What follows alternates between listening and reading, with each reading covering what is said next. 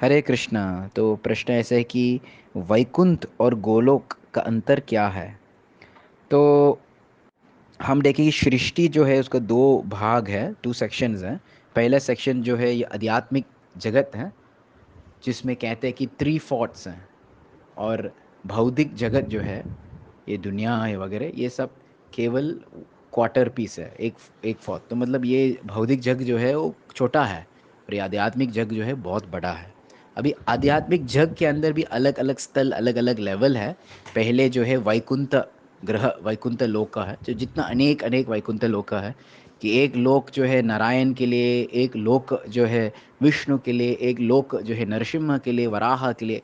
जितना विष्णु मूर्ति हैं, विस्तरित विष्णु अनंत, अगणित, अनेक अनेक विष्णु मूर्तियाँ है, वो सभी का एक एक ग्रह है ना।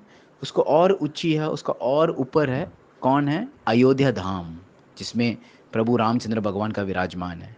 क्योंकि वहाँ का जो रसा है वो थोड़ा सा और गाढ़ा है ना। इसके और ऊपर है श्रेष्ठ, कौन क्या है?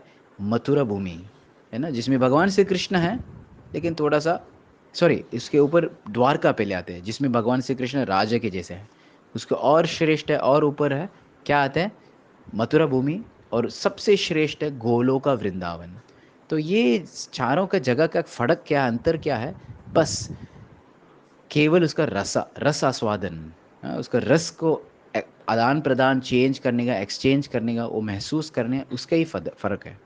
तो शास्त्र ऐसा बता रहे कि जब तक हम प्रेम भक्ति जागृत नहीं करते, तो हम इस भौतिक जग को छोड़ नहीं सकते।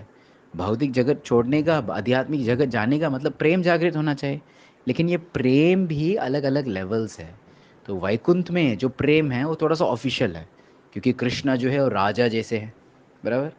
एंड भक्त जो है वो दास्य भाव है। ये कुछ लोग शांत भाव, शांत भाव मतलब क्या?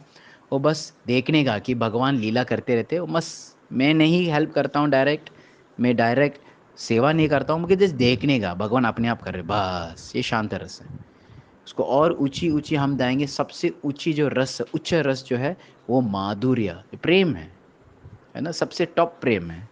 ऑफ कोर्स कोई राधा रानी से ज़्यादा प्रेम नहीं हो सकते ना, गोपी का तुलना भी हो सकते हैं, वो बहुत हाई लेवल है। सो इस तरह से हम देखेंगे सभी लोगों को, जब आध्यात्मिक जग है उसके पास प्रेम है, लेकिन रसा अलग है। जैसे काफ़ी जगह पे, काफ़ी शहरों में आप बोलेंगे, उदाहरण जैसे मुंबई है, तो कोई पूछेंगे आप कहाँ रहते हो, बोले मैं मुंबई में रहता हूँ। अरे मुंबई भी कुछ कुछ जगह पे उसका अंतर है। जैसे कोई साउथ बॉम्बे, कोलाबा में रहते हैं, मतलब ये काफ़ी अमीर आदमी है। और कोई बोलेंगे मैं धारावी में रहते हैं, तो मतलब वो स्लम है, थोड़ा झोपड़पट्टी, वहाँ पे रहते हैं। लेकिन फिर भी दोनों क्या क्या कहेंगे? मैं मुंबई में रहता हूँ, है ना। तो वैसे अगर कोई बोलेंगे कि मैं भगवत धाम जाऊँगा, भगवत धाम भी अलग अलग स्थल है रसा के अनुसार। तो हम जो गौड़ीय संप्रदाय में हैं, हमारा जो आराध्य जगह या आराध्य लोक कौन से हैं? गोलोक वृंदावन, है ना, वहाँ।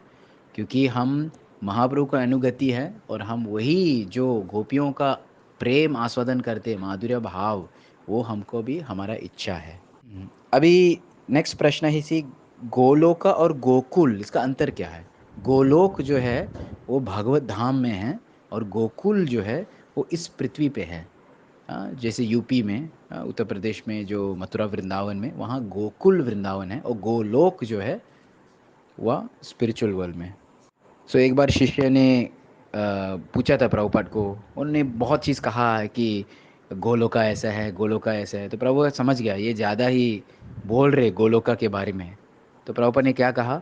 You will be lucky if you can even smell Vaikuntha.